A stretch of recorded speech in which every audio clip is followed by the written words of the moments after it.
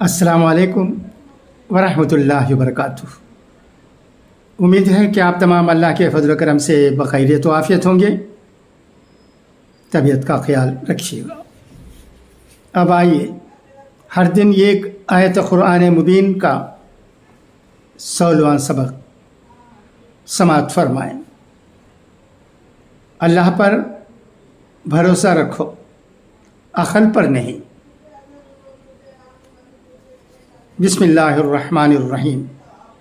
وَإِذِ اسْتَسْقَىٰ مُوسَىٰ لِقَوْمِهِ فَقُلْنَا اضْرِبْ بِعَصَاكَ الْحَجَرَ فَانْفَجَرَتْ مِنْهُ اثْنَتَا عَشْرَةَ عَيْنًا قَدْ عَلِمَتْ كُلُّ أُنَاسٍ مَشْرَبَهُمْ كُلُوا وَاشْرَبُوا مِن رِّزْقِ اللَّهِ وَلَا تَعْثَوْا فِي الْأَرْضِ مُفْسِدِينَ۔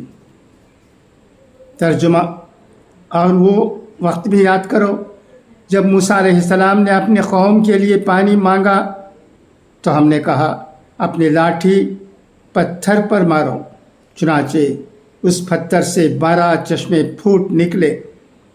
ہر ایک قبیلے نے اپنے پانی لینے کی جگہ معلوم کر لی۔ ہم نے کہا اللہ کا دیا ہوا رزق کھاؤ اور زمین میں فساد مچاتے نہ پھرو۔ یہ واقعہ بھی اس وقت کا ہے جب بنی اسرائیل میدان تہ صحرائے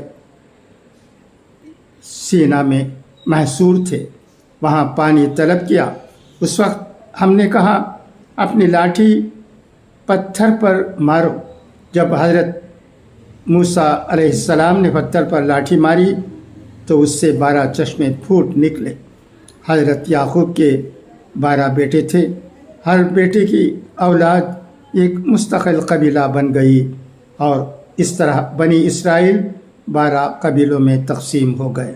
اللہ تعالیٰ نے ہر قبیلے کے لیے ایک چشمہ جاری فرما دیا تاکہ کوئی الجھن پیش نہ آئے۔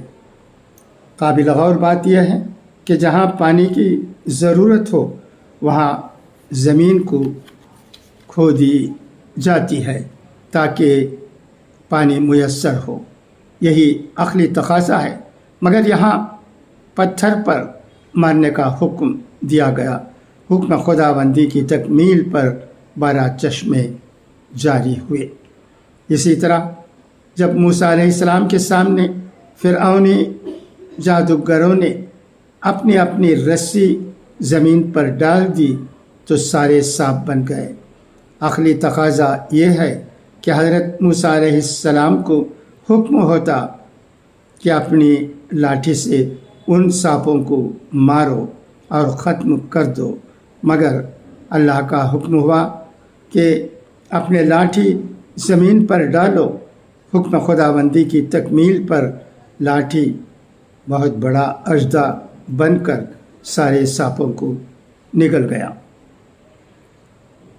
اسی فرعون نے اپنے لشکر کے ساتھ حضرت موسیٰ علیہ السلام اور ان کے ماننے والوں کا پیچھا کرتے ہوئے آیا۔ حضرت موسیٰ علیہ السلام کے سامنے دریائے نیل تھا اور پیچھے فرعونی لشکر تھی۔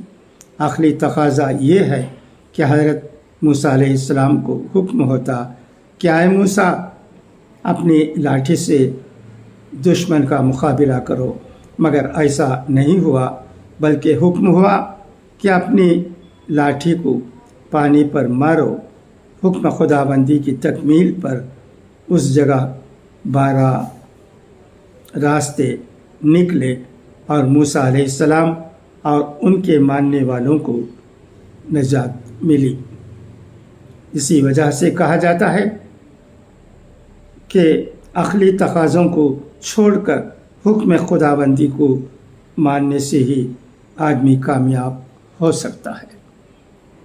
دعا ہے کہ اللہ تبارک و تعالی ہمیں اچھی باتوں کو سننے اور ان پر عمل کرنے کی توفیق عطا کرے۔ خدا حافظ، فی امان اللہ۔